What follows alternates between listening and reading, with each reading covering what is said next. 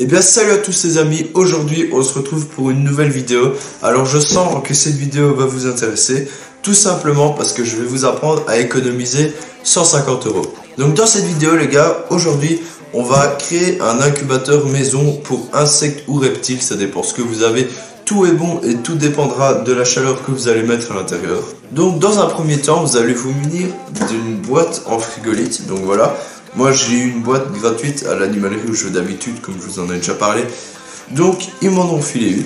Et dans cette boîte, vous allez tout simplement, je sais pas si vous le voyez ici, voilà, ici, hop, vous allez faire un trou pour pouvoir laisser passer des câbles. Donc comme je le dis à chaque fois, n'oubliez pas, rincez bien vos boîtes, on sait jamais, on sait pas ce qu'il y a traîné dedans.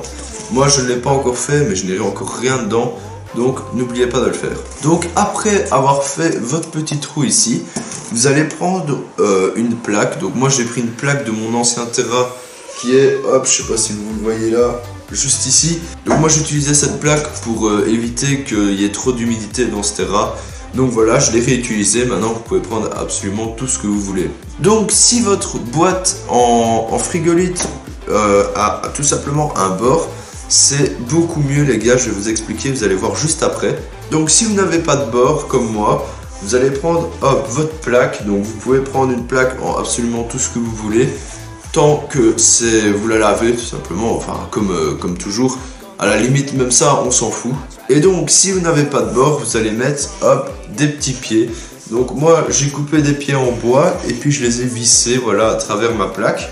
Donc ma plaque ne fait pas la taille de la boîte comme vous pouvez le voir, mais ça suffit. Donc après avoir fait ça, vous allez hop, mettre votre plaque dans votre boîte en faisant attention à ne pas abîmer le côté, tout simplement pour ne pas trouer la boîte, ça serait vraiment con pour la suite. Donc bien sûr cette technique marche avec plusieurs étages, hein. Vous pouvez en faire 2, 3, 4, 5. Moi j'ai pas la place, je peux juste mettre un étage, mais plus tard j'en ferai qui auront plusieurs étages forcément. Donc par après, vous allez hop, prendre un thermomètre pour aquarium qui est réglable. Donc le mien, hop, je l'ai acheté il y a 2 jours, donc voilà, normalement il n'y a pas de souci. Donc après avoir pris votre thermomètre, vous allez remplir votre caisse en frigolite d'eau jusqu'au niveau, donc voilà, je vais vous mettre comme ça, jusqu'au niveau en dessous de votre grille. Il ne faut pas que les boîtes avec vos œufs soient en contact avec l'eau. Donc après, vous allez prendre hop, votre thermomètre. Moi je vais le mettre ici. Faites bien attention de brancher le thermomètre après avoir mis de l'eau, parce que sinon votre thermomètre va flamber tout simplement. Et donc hop, vous allez le faire passer par le petit trou et tout simplement refermer. Voilà, moi ça se va. Voilà. Donc une fois fermé, en fait l'incubateur pourra marcher. Donc n'oubliez pas de calculer la taille de votre incubateur. Moi je n'ai pas forcément calculé, mais je sais mettre 6 boîtes, je vais vous montrer. Hop, hop, 2, la troisième, voilà.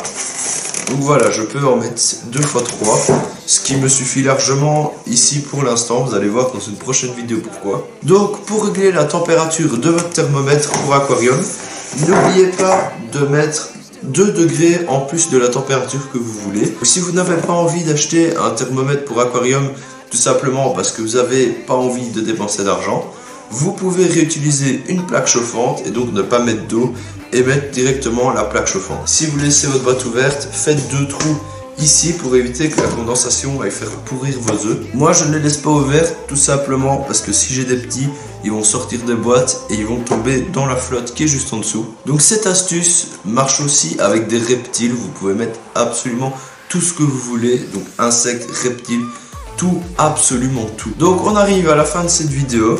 J'espère que cette vidéo vous aura plu. N'hésitez pas à vous abonner, à liker, ça me ferait vraiment plaisir et ça aiderait la chaîne. Et moi je vous dis à plus.